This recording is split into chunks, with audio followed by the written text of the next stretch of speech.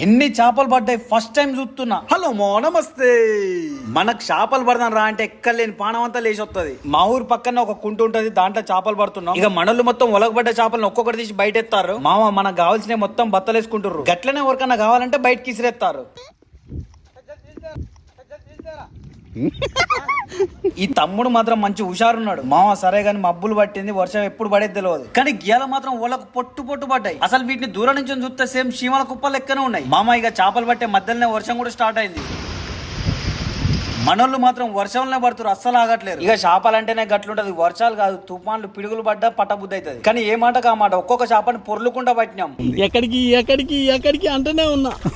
నా balance payment ఇవ్వండి, నేను వెళ్ళిపోతా. అట్లనే మనం కొన్ని ఇంటికి చేపలు కూడా తెచ్చుకున్నాం. మాకు ఒలగబడ్డ చేపలు తీయలేనని పడ్డాయి. వాటిని తీయడానికి మాకు మస్తు రిస్క్ అనిపించింది. ఇంట్రెస్ట్ ఉంటే మీరు కూడా చూడొచ్చు. రేపు 1 గంటలకు యూట్యూబ్ లో వెళ్తా. కానీ మనం మాత్రం కూర మందం గ్యాస్ కట్టలు ఇంటికి పట్టుకొచ్చినాం. మీరు వీటిని ఏమంటారు ఒక్కసారి కింద కామెంట్ చేయండి, నేను కూడా తెలుసుకుంటా. చలో మా రైట్ ఇంకో వీడియోతో మళ్ళొత్తా.